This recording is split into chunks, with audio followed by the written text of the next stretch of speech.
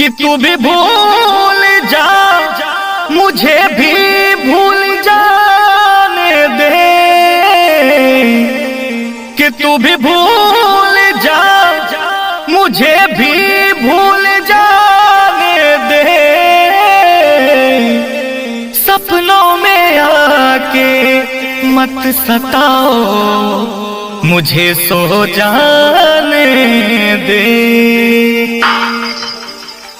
क्या दर्द है तेरी आवाज में छोरे। कहते हैं जब ये दिल टूटता है तो आवाज नहीं होती, लेकिन जब ये टूटता है तो कयामत आ जाती है, तूफान आ जाता है, ज़लज़ले आ जाते हैं।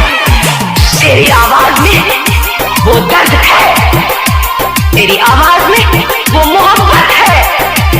सुनो, तुम आज कहो और आज मुद्दत के बाद ये पगली दिल खोल कर नाचेगी।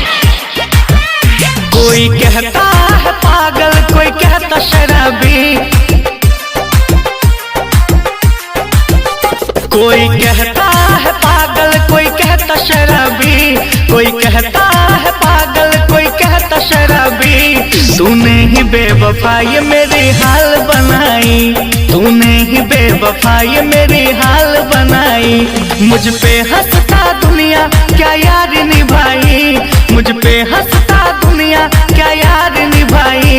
तूने ही बेवफाई मेरी हाल बनाई, तूने ही बेवफाई मेरी हाल बनाई।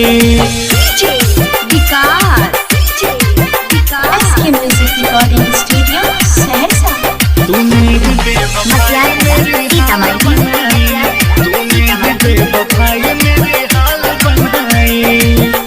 ना पूछो कैसे जीता हूँ, जाम आंसू का पीता हूँ। तूने दिया जख्म जो सीने में, उसे लेके मैं सोता हूँ, उसे लेके मैं सोता हूँ।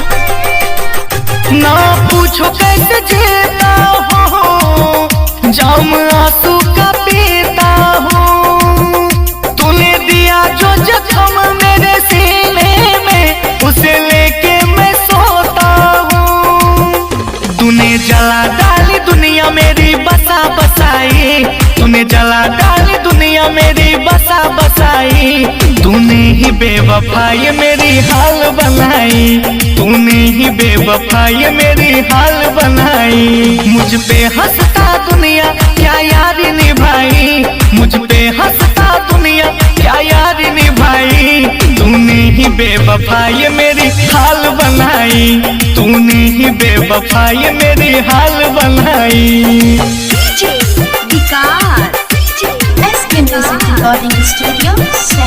तूने ही बेवफाई मेरी हाल बनाई, तूने ही बेवफाई मेरी हाल बनाई। दौलत के नशे में तू मेरे प्यार को बेच दिया। राहुल का दिल रोता है, इसे ऐसे खरोच दिया, इसे ऐसे खरोच दिया।